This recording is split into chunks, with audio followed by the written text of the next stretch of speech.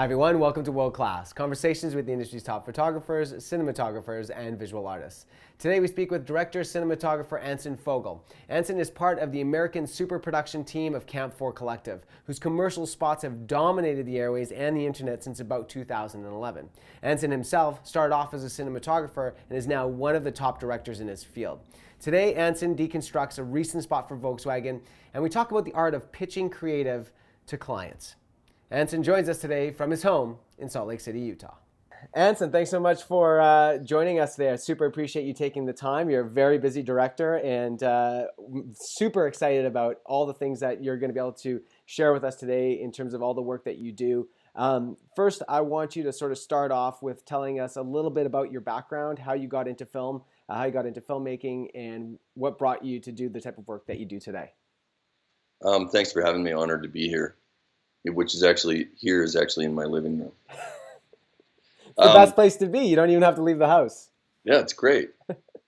Where to start? The Cliff Notes is as a kid, I grew up in the rural American West, fairly isolated existence and, socially, and grew up reading books and taking photos and, my mom's kind of a poet, artist, and spent a lot of times backpacking and running around in wild, empty places, and loved movies. Movies and books were a kind of the way that I contacted the outside world. We didn't have television, so movies just held this huge, overwhelming sort of power over me, starting when I was probably 4 or 5. So, as a kid, you're like, oh, I want to be a fireman. I want to be, that always changed. But film always held a huge grip on me. I started making sort of amateurish Super 8mm films with this friend of mine in junior high school. Also was a passable writer as a kid. I won like the Wyoming Young Authors Contest in 7th grade, and was always also taking photographs. My godfather, who was a constant presence in my life, was a pretty serious photographer. So all of those things sort of combined to make that a pretty obvious path. However, I got distracted and had a completely separate career in my 20s. Which was? It's a whole other long story, but I got kind of sucked into the internet boom and ended up running tech companies for 6 or 7 years. But eventually I came back to just what seemed like the natural progression, which was we'll call it visual storytelling, for lack of a better term. So in the very beginning, there was always two different aspects, I think, to how I participated in the creation of visual stories. But in the beginning, mostly I just went and was a pain in the ass and started working on sets. I started working as a second AC in a loader, and I'm just barely old enough to where that meant film. And just kind of worked my way up and worked really hard on commercial film sets, television sets, anything and everything I could kind of get my hands on. And did you have to move? Did you have to move to Los Angeles for that, or were you doing that elsewhere? That's an interesting question. I lived in New York and LA on and off for 6 or 7 years. I never was willing to say that I lived in LA or New York. I did. I would mostly travel there on a project basis, though. I had an apartment in New York for a while. I had an apartment in LA for a while. But part of the reason that I got distracted and sort of dropped film in the mid-'90s when I graduated from college was that at the time, you really had to move to New York or LA. Unless you were super wealthy or you had some really strong contacts, which I wasn't. And I just had never had any interest in living in a city. I live in Salt Lake City now, which feels like a hell of a compromise. But Yeah, so yes, I did work. I worked a lot in Atlanta. I just got connected with this small group that was doing a lot of commercial and industrial work in the South, really all over the place. I didn't follow a traditional path in terms of let's move to LA and follow our dreams. It was more like let's find what contacts we can find, what production companies, what producers that will hire me as a PA. I ended up connecting to one particular DP who would hire me as a first AC, and I would kind of travel at my own expense to work with him. And then eventually, it didn't take that long. I started basically taking DP work that this other much more famous DP didn't have time to do. And that combined with some other just luck, honestly, just right place, right time. I was on a Nissan commercial. I was a first AC, and the aerial cinematographer didn't show up, and I became the aerial DP in like 20 minutes. Wow. Things like that. So I ended up DPing for work to make a living for quite a while.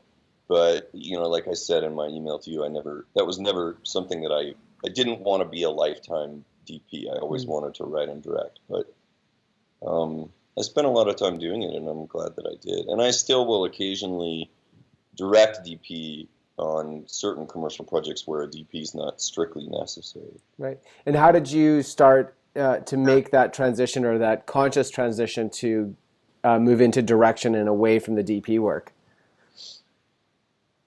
I'm trying to think of an effective, concise way to answer that. I mean, first of all, it just was that there was intentionality in it, and I've always, when I speak to film schools or interns and give them advice, I always say intentionality is the key thing. Whatever it is that you want to do, it's really important to figure out what you want to do. And it may be you may only know, like, okay, right now I would be happy to become a really competent first AC. Or I'd like to DP, but I always knew that I wanted to direct. So I made, day-to-day, week-by-week decisions to try to do that. Well, the biggest thing was that when I wasn't on set, and in the film business, you're not on set every day, even if you're a gaffer or a grip. It's just not the nature of the work. I mean, even if you're shooting features, you might be on set for 30 or 60 days at the most, and then you probably are going to have and need a certain period of time to recover, or just won't have any work for, it might be 2 days, it might be 2 weeks, it might be 2 months, it might be 6 months. So when I wasn't, I was writing and directing and kind of playing around. I started making just weird experimental kind of outdoorsy films. I made a bunch of I made a ton of really terrible shorts. That's actually one of my questions, because I think, when we talk to people who have an established career and established aesthetic, they have a reliable and notable client base, that we tend to aggrandize them in the sense that we make them out to be superhuman in some respects. And I think some people are sometimes deserving of that. They have unique talents that maybe very few people have. But one of the things with podcasts and with video interviews that I always kind of chuckle at is we tend to forget our struggles, and we tend to forget or gloss over the difficulties that we had when we started our career. And when I look at your body of work and I look at how incredible it is, how world-class all of your work is, I'm like, did he ever do shitty work? Like, was there ever any point where you're like, yeah, that was a big ball of shit, I don't know, like, and you move on? And was that ever happen, or were you always sort of in an insular filmmaking community that everyone is sort of check and balance, and you were able to grow in a way that quality was always maintained? Or what was that process like for you? No, it was a shit show. And it still is. I still make terrible work all the time, especially commercials where you don't have always that much control over the nature of the creative. So I think that, a couple points I would make. One,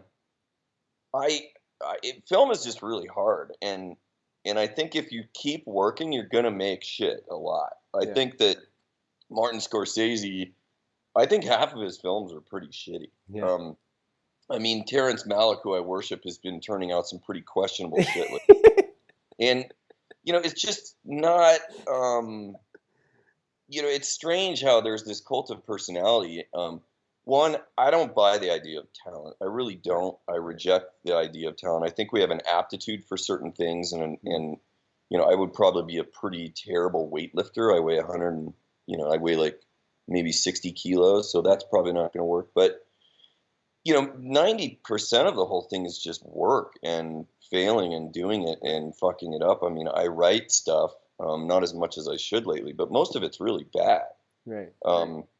And it's an iterative process. But the point isn't to make great work. The point is just to make work because that's what you're compelled to do. Right. And if you sit around and wait for some perfect, precious opportunity to make something great, then you're never going to get anywhere. I mean, painters paint, and 90% of the things they fucking throw away. Right. You know? Right. Exactly. So, no, it's messy. I mean, the key point, though, is that you can have a professional life, and depending on what that looks like, working on film sets is the best education. I mean, I appreciate the value of film school more for the purpose of networking, but the best thing you can do is just go sit on a film set and watch the process. You can't make movies like a painter paints. It requires, even if it's super tiny short film, you still need help. You still need subjects. And so the key point is that a lot of other people would say, oh, well, I'm going to be a first AC or I'm going to be a DP, and they would focus on that from a career or work perspective. But for me, there was always these two different categories. There was, this is what I'm doing here to make a living and to learn in terms of production, and this is what I'm doing to make sure that my creative life is healthy. Right. And I continue to do that to this day. I still have this sort of schizophrenia between commercial directing and narrative and experimental filmmaking. Right. And I think that'll always be the case. But. Yeah, and you came to meet, or perhaps you knew them before, but Tim Kemple and Renan. And how did you kind of hook up and start the Camp 4 Collective, which is a majority of the work that you do today with those guys? How did that all happen, and how did you meet those guys? Yeah, short version, long story. Renan Ozturk, well-known North Face athlete, alpinist, artist, painter, filmmaker. Tim Kemple, also world-class climber, but commercial photographer and climbing expedition photographer. And Jimmy Chin, well-known athlete, photographer. They got together before I was involved and created Camp 4 Collective, really as a video production arm for the North Face. They had a contract. They were all doing work for the North Face separately. Two of the three of them were North Face athletes, and they essentially, when social media, video marketing, digital storytelling was sort of starting to become primary, they put together a group that had a contract to produce content for the North Face. I joined Camp 4. I think it's about 2 years after that initial get together. Since we bought Jimmy Chin out, so now it's me, Renan, and Tim, and we still do work for the North Face, but the business has evolved intentionally to be more of a content production house, a directors collective in many ways, and we do quite a bit of different work. I brought to the table a much more conventional film background, where they were doing run and gun, doc style sort of 5D filmmaking when that was just becoming possible, that was inspired by their life experiences, whereas I had a lot more just conventional set time, more experience with writing, and more structured filmmaking, and it was a pretty good fit. Camp 4 is a television and brand production company primarily, and we all do some personal work and a lot of brand work. Sometimes the crossover between brand work and personal work is no longer clear anymore. So right. That's how that went down. And I still am a more, I would say, conventional commercial director. Right. And tend to still focus more on kind of outdoor industry-driven brand work. And did you have mutual friends in common? Were you involved in some of the same activities? Like, how did you meet them? I met Tim on a Colorado tourism commercial. This campaign that we did that was the first time we had worked together. It was actually my production company at the time, Forge Motion Pictures, but Tim directed an IDP. Sure. So that we met each other and had a really strong working relationship and shared values. And then Meru, which is the feature film that ultimately won the Audience Award at Sundance, Jimmy and Renan actually hired me to co-direct that with them in the beginning. So I co-directed, co-wrote, and worked on some of the earlier versions of Meru. Ultimately, Jimmy took that when we bought him out, and he was able to finish that and was quite successful with it. But that was how I developed a working relationship with them. Excellent. So let's use that to sort of parlay into our first case study, and that's the spot for Volkswagen. Tell me a little bit about this project and how you were approached to do it, and sort of farm to table the genesis of it. Mm-hmm. I think first it's helpful to describe to an average viewer how the commercial business works. There's two kinds of brand work, and it could be a short film, it could be a television commercial. It tends to follow the same process.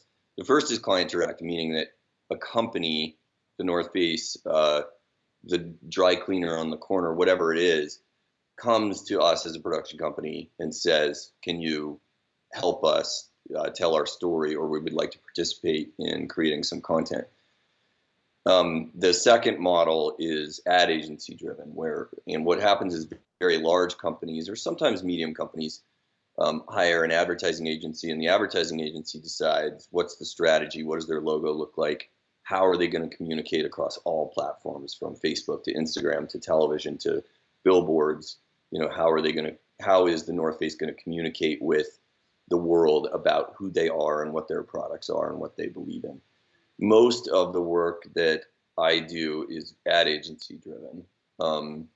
And that just is because they're big enough companies to where they really need an ad agency. Generally speaking, it's a good analogy to say that the ad agency is the architect and we're the builders.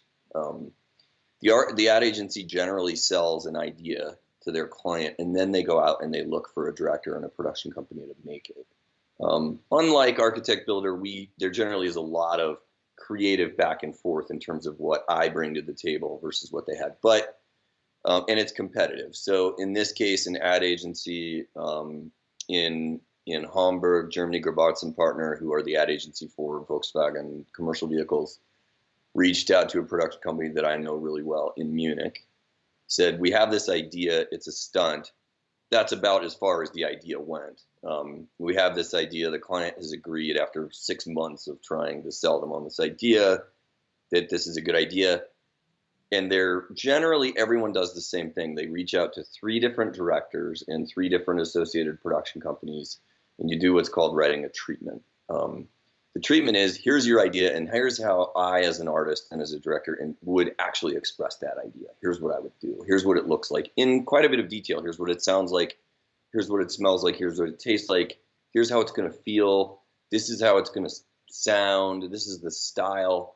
And it often includes even storyboards. So first shot looks like this, second shot looks like this, third shot looks like this, and you lay out on paper what this thing would look like. There's a budget that the production company does in association with that. We're going to do this. It's going to cost this, and it's competitive. In this case, I won. So I don't win. We don't win all the time. In fact, we lose more often than we win. Right. And a question about how much of that creative has been designed before you're asked to do a treatment, and how much of it is by design from you. So in this particular case, we know the concept is the truck pulls the glider off one of the most dangerous airstrips on the planet. Was that a concept that was already in some form by the time it got to your desk? It was, and so they wanted to do some stunt based storytelling, advertising, filmmaking, and they had presented a lot of different stunts. I suggested some other stunts, but that was the stunt that the agency had already sold through. And so they came to me and said, this is the stunt that the agency's approved, but all they had was the stunt. Right. They didn't know exactly how it would be filmed, where it would be filmed, what it would look like, what was the glider. They didn't even know it was possible. Right. You know? And the reason I ask that is in your Instagram description, you list yourself as a pilot. So so was that part of that creative? Did that come from you having experience with aeronautics and that type of thing? I think that may have helped me win the work. I don't honestly know that. Having been directed a lot of stunt work, I just have a lot of experience with aviation. I do have my pilot's license too, but I don't know. I don't think that honestly made a significant difference. I think it helped me to understand what was possible. It meant that I was less reliant on a stunt team or a stunt manager to tell me what was possible. It gave me more credibility with the people, but it didn't really affect the creativity that much. Right. It was more of a question of what's the thing going to feel like. Right. Was it shot with GoPros and presented as kind of a as it happens raw documentary, or is it, as I saw it, more of a Hollywood action film that happens to be true? Right. And when you look at a case like this where you did have some experience, just like with any of the Camp 4 stuff, a lot of outdoor adventure type of work, and that's sort of a niche. Do you tend to win pitches that are more within your niche wheelhouse, or do you also win pitches for great creative that say like, a fashion brand that's sort of like about shopping in Milan, like things like that are maybe a little bit different than your, what's the percentage that goes towards your niche and what percentage goes to just like, oh, it's just a good idea and we know how to do it? Yeah, I mean, that strikes at the heart of one of the fundamental challenges that any director has. I think it's true whether you're a television or a feature or narrative director, or whether you're a commercial director, and that is, in order to get work, it's very, very, very competitive. You don't just hang your hat, a sign up on the door on the internet that says, I'm a commercial director, and then they give you work, especially not at that level. Right. It's super, super competitive. So the question is, you have to have a narrow enough specialization that you have a story to tell, and so that ad agencies know when to call you and when not to call you, and so that you can win work. You don't want to go out and build a taco stand in Mexico City. There's already a lot of taco stands in Mexico City. So that's always a challenge, and definitely one of my specialties is what I call what our reps call visual storytelling, and it certainly tends to be based on a relationship between people and place. I also have a lot of experience directing complex stunt work. Where does that come from? How did you gain that experience? It was just a matter of historical experience, and then working on, DPing. I became known for being a DP that could effectively tell complex stories, car crashes, stunts, athletes. I'm sure a lot of it is just that I grew up. I'm comfortable on ropes. I can paraglide, I can skydive, I can fly planes, I can climb, and I'm not an urban city guy. And honestly, I just kind of stopped doing DP work on sound stages because it was just fucking boring. So I was, I'm a lighting DP. I can light well, but I just started making decisions about what is your brand, what is your specialty. Yeah.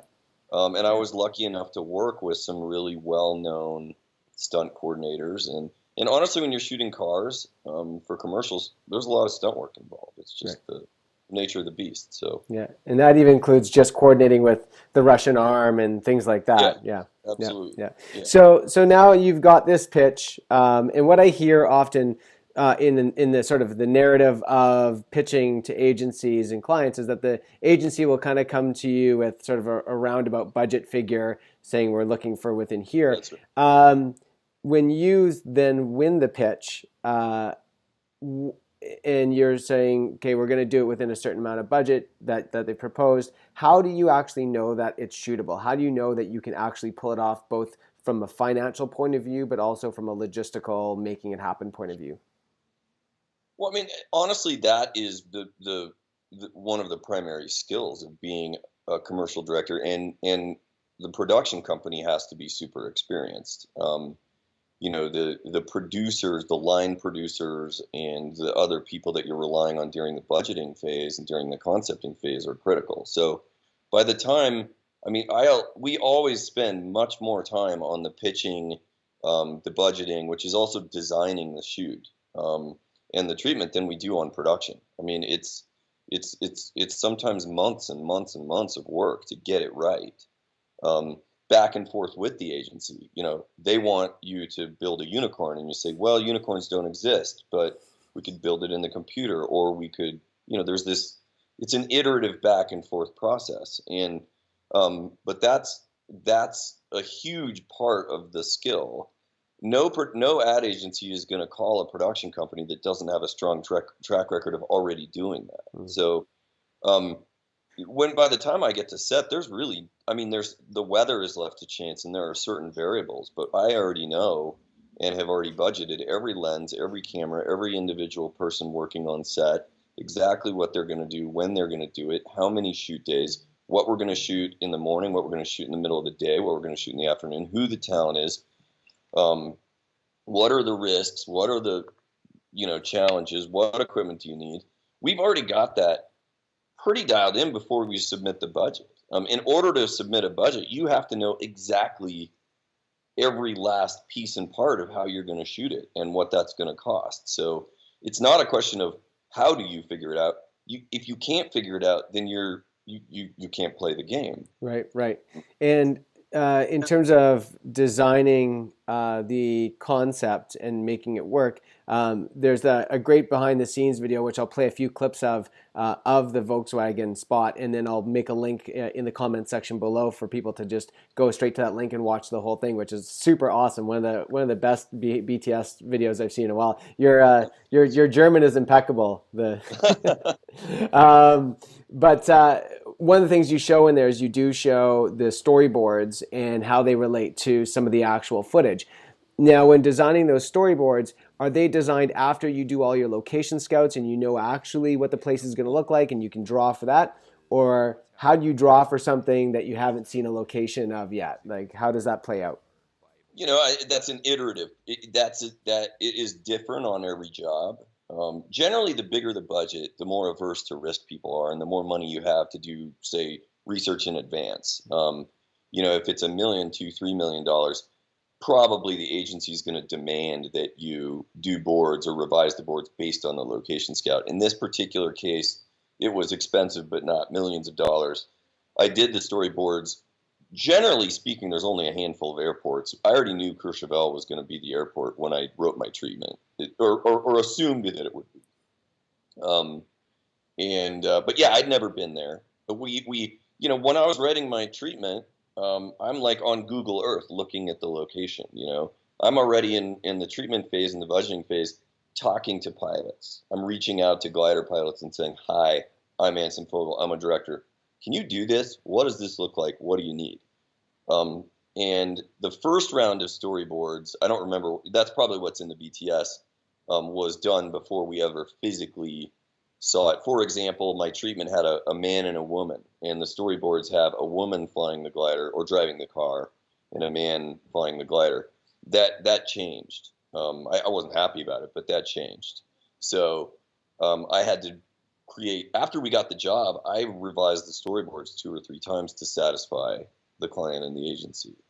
But yeah, I mean, everybody I talk to, every kid that wants to be a director, even more mature workers are amazed at how much work and time is involved in planning, both during and after the pitch phase. It's an immense, and there's no shortcut.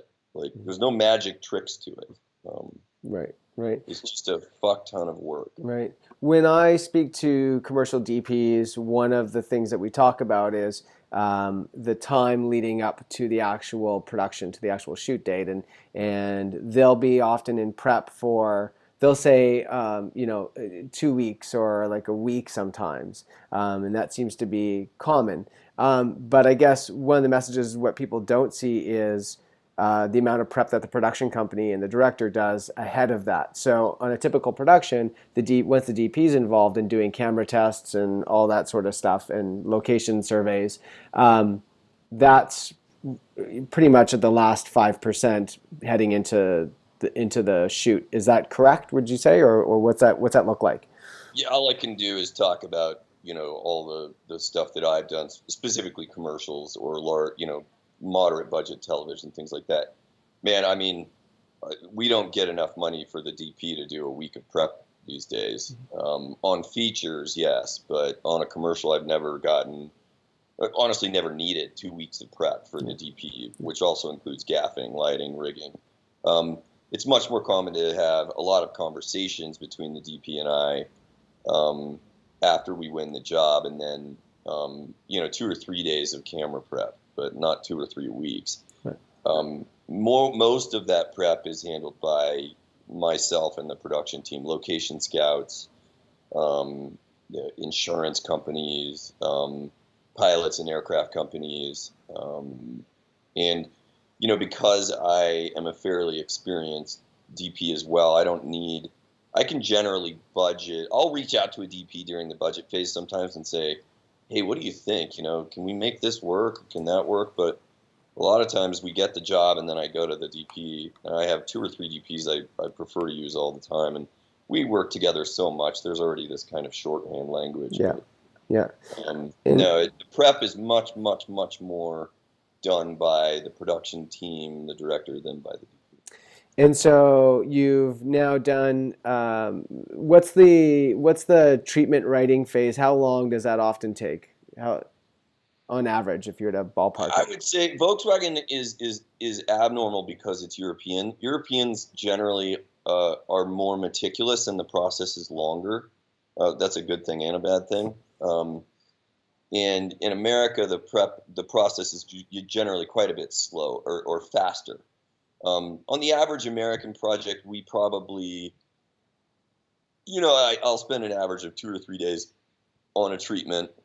And then frequently when we submit it, the agency asked me to revise it, or asked me and my producers to revise it multiple times because they want to present it to their client and they know other clients not going to like this and they are going to like this. The way it works is the agency goes to the client with a recommend. They go out, the client approves generally, okay, you're going to make a commercial with a lizard and he's going to say this. And then they go to the directors, they get treatments, budgets. Then they go to their client and say, here's the 3 directors we talked to. Here's the 3 production companies. This is what it's going to cost. We think this director and this production company are the best choice, but the client gets to chime in on that. So there's an iterative process. It's not like submitting your application to a college where it's like, here's the application. Don't call us. We'll call you. So you revise that sometimes for months. Wow. Sometimes not at all. Right. And then once you win the pitch, what in the project starts, what does the next series of events look like, and how long do they take? Yeah, then it's, I can always call them the big 3. It's talent, locations, and crew. So we're working out, okay, now that this thing's going to happen, it becomes super collaborative with the agency. We've got to do casting. And, even Volkswagen, which doesn't have any dialogue, we still have to cast and make sure that we have a great stunt driver that also fits the right profile of what the agency and the client who they're selling the product to, and that I like them. Which is where on Volkswagen I lost the argument to get a woman driving the car instead of a man. So casting, locations. And then there's a huge amount of logistics. Can we get access to the location schedule? We have to shut this entire airport down. When can we do that? When is the town of Courchevel willing to do that? Can we afford it? Is the hangar that's there going to work? Can we film in the hangar, or do we need to go film in a soundstage in Paris for that part of it? There's a lot of things going on. Then you're starting to secure crew. Are my favorite DPs available? If not, who can I get? Then they staff up their teams. Who's my assistant director going to be? They're staffing up their teams. It's a lot of work. And incidentally, we don't get paid for any of that. Yeah, and so a lot of this development work is what I would sort of call it. That's effectively, as a production company, that's built into the budget, that there's in some way that you have to anticipate, the amount of people you have to feed, including yourself, over the course of the year, and how we're going to achieve that, right? But the industry standard, you're not allowed to build in your development time in the budget. Right. Right. Maybe the producer's time, yes, but the way directors work, we get paid for shoot days and shoot days only. Right. I don't get paid for travel. I don't get paid for development. Right. And then now you've got all your ducks in line. When do you fly out of America and head to location? How far in advance of the shoot does that happen? Again, big difference between Europe and the Americas. In the Americas, it's typically 4 or 5 days before. There's X number of scout days where we actually physically get to look at the location with crew, with the key crew, me, DP, assistant director, locations, and then a certain amount of prep. And then there's always, whether it's Europe or America, you have a pre-production meeting. It's an official standard thing with the client, the agency, where they meet me for the first time typically, and I lay out, here's how this is going to work. It's going to be cold. You guys are all going to be there. Bring your jackets. Do you have any questions? What are you concerned about?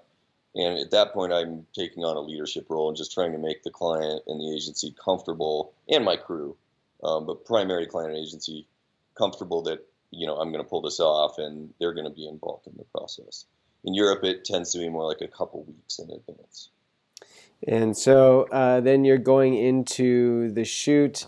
And we can only really specifically talk about this shoot. You want to talk to us a little bit about the mechanics of getting it to work and what it was like, how many shoot days, and some of the challenges that you faced? Yeah, in many ways it was a fairly typical shoot. It's a 3-day shoot. It was actually, this always happens, but the client doesn't want it to be a 3-day shoot. They want it to be a 2-day shoot. So it was a 2-day shoot with a weather day. We needed the weather day, so it was a 3-day shoot. We basically knew that was going to happen. There's a lot of politics on set when it turns out that you're going to have to use the weather day. Stunt shooting. Wait. Shoot. Wait. Shoot. Okay, Anson, that's your 3-minute warning. Bring up the drone. Okay, let's get the drone in the air. But anyway, it was a 3-day shoot with... it was on set. It was 5 days of prep. Little more than usual because of the nature of the stunts and safety and rehearsals, and the fact that it was kind of in the middle of nowhere. That there's not the crew came from all over Europe. Nobody lived in Courchevel, so you couldn't travel there and then look at the set and go, oh, I need a couple extra lights, because you'd have to drive back to Munich to get the lights. So yeah, 3 or 4 days of prep, of hard prep, another 3 or 4 days of just me and a skeleton crew being there. Travel to Dusseldorf to meet with with Volkswagen at one of their factories, and have that sort of important meeting. Another meeting in Hamburg with the ad agency. Meeting with the post house in Hamburg. Go to set, prep. Shoot day 1, shoot day 2, shoot day 3. Editors on set the last couple days, wrap, right on a train from the shoot the next day with the editor on the train, talk about the edit, go to Hamburg, do rough cuts for 4 or 5 days, present those to the agency, go home. Right. Wow. And there's a lot of stuff in the edit too, a lot of really amazing sound design, a lot of great just great cuts that happen in there. How much of that design comes from what the editor does, and how much of that comes from the original storyboards, and where do you fit in terms of what we see in the final edit? I'm a little bit unusual. I'm kind of known as a director for being really obsessed with sound and being a little bit of a control freak. So more than most directors, I think almost every sound in there, I had some, I participated in the choice of what that exact sound was. I'm really choosy about that, and I tend to do that in the rough cut, whereas a lot of other directors would wait to a fine cut or later in the process to do that sound design. And of course, it was polished later, but no, I'm pretty choosy about sound design and editing. I also knew when I was shooting it what it was going to sound and look and taste like. Every time I get a shot, once I feel like I've got that shot and it's right, I know what it's going to sound like. And generally speaking, I know where it's going to go in the edit. So it is not, in some ways, I'm a great director to work with as an editor. In some ways, I'm terrible. I'm great because I know what I want. Right. I'm terrible because I know what I want. And so it's an interesting proposition that you come from the camera department specifically, and your career grew through being a DP. And oftentimes the DP is so hands off from the finished product outside of maybe sitting in with the grade. But you've got this incredible command and understanding of the edit and of sound design. How did that evolve? How did you get that skill?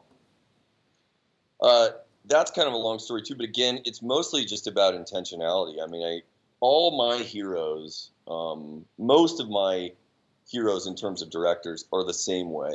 They have developed a deep command of all of the different aspects of the craft, and sound is 51% of filmmaking. So, I spent a lot of time on sets and in post-production just learning, and on my own work, I always kind of treated that as a learning process and really put a lot of time and energy into learning about sound design and mixing and music.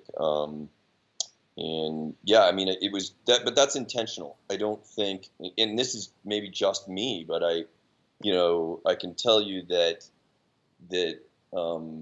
most of the great directors, auteuristic directors that I respect, from Darren Aronofsky in a more modern sense back to Kubrick. I mean,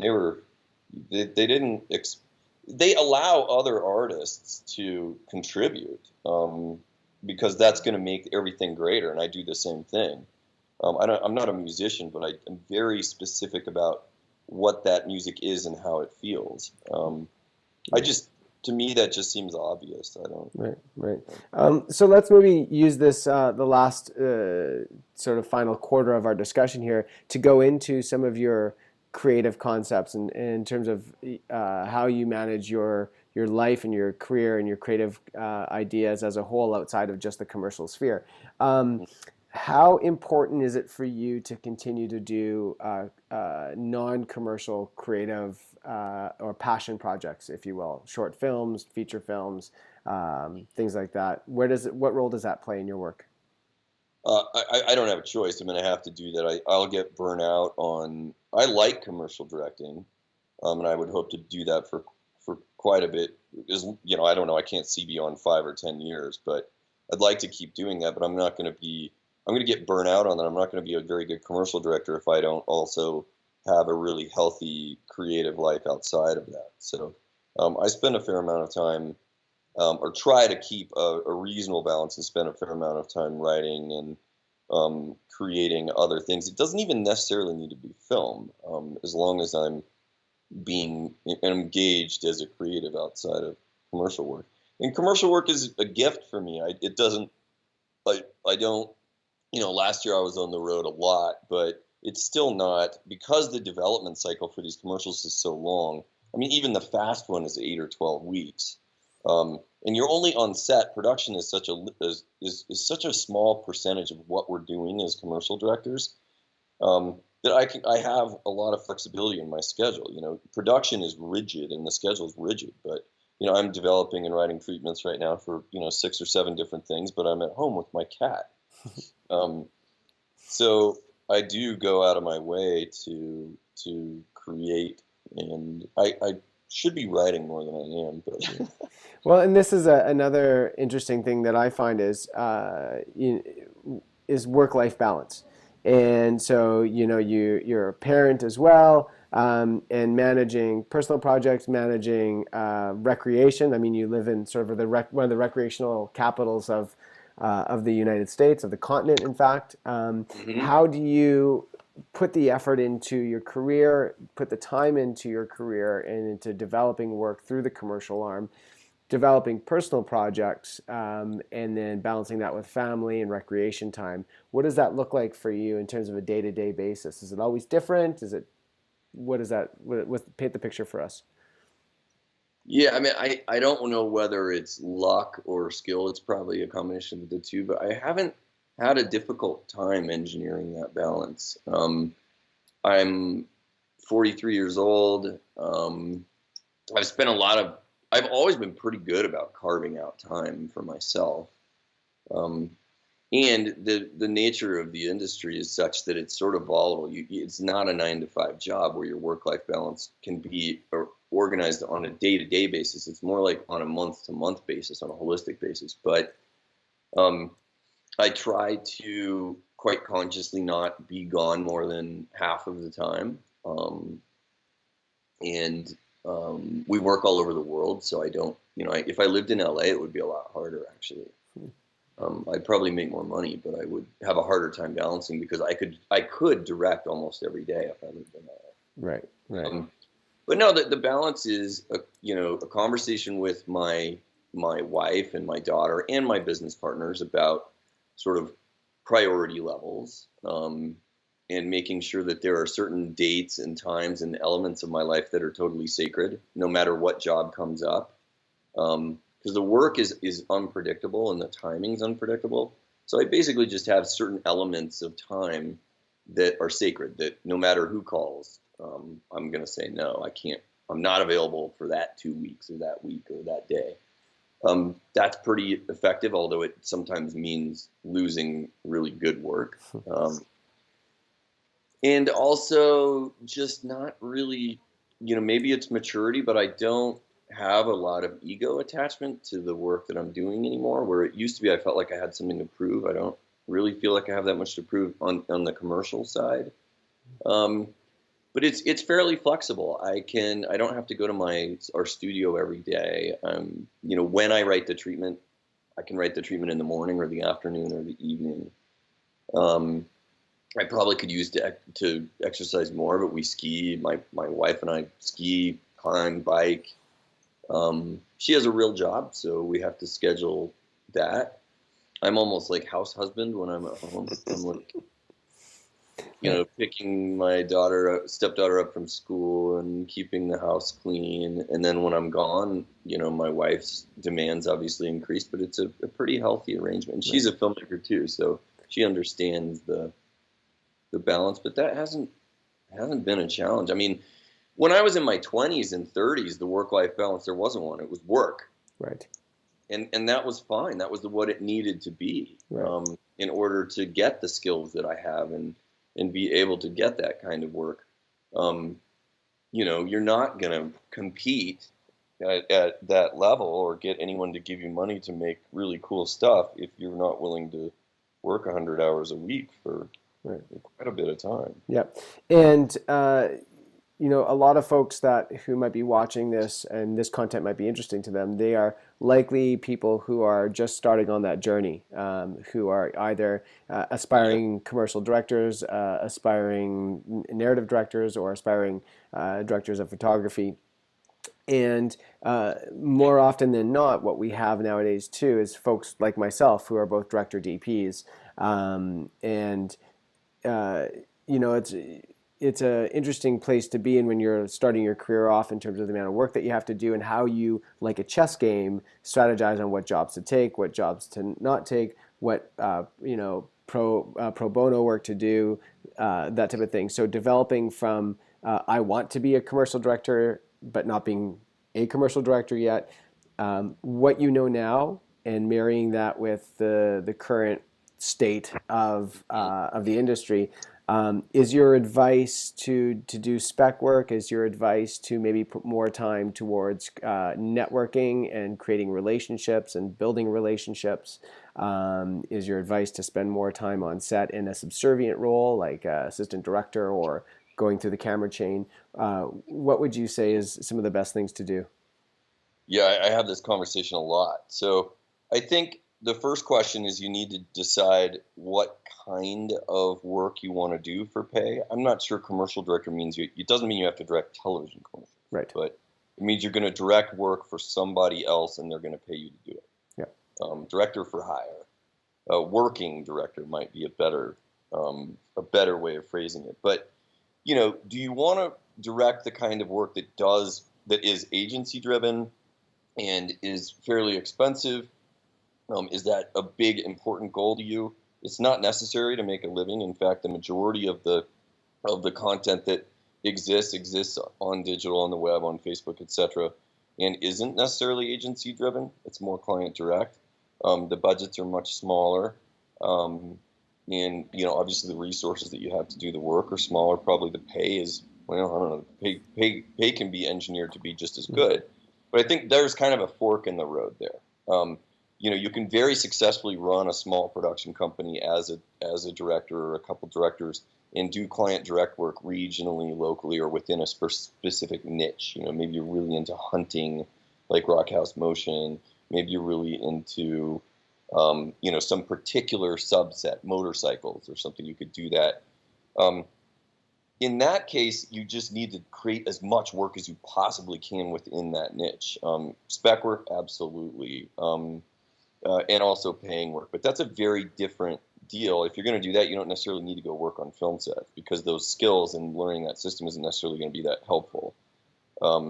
If you want to do it on a larger scale, or you're eventually having the aspiration to get $1 million or $4 or $10 million to make a feature, and that's included in it, then my advice always is you need to go spend spend half of your time doing whatever you can, washing fucking dishes on a set, PAing, but make sure you spend the other half of your time working on making work and developing your art and your craft separately from that. So if you want to be a DP, it's so competitive, especially on a higher level. If you're not willing to work 100 hours a week, both on and off sets, read every possible book, study every movie, break it down light by light, and do that for years and years and years, you're not going to get there.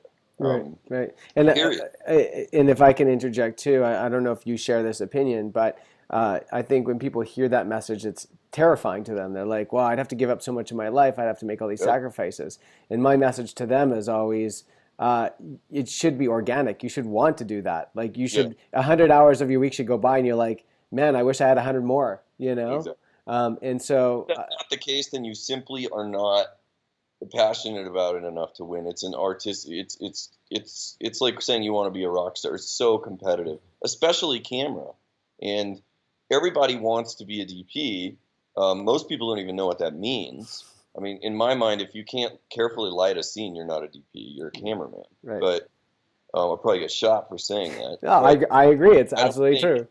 And you're not a director if you can't, effectively write down all of your ideas on paper and have an idea of what it is you're trying to achieve, and then effectively lead a group of people to execute that.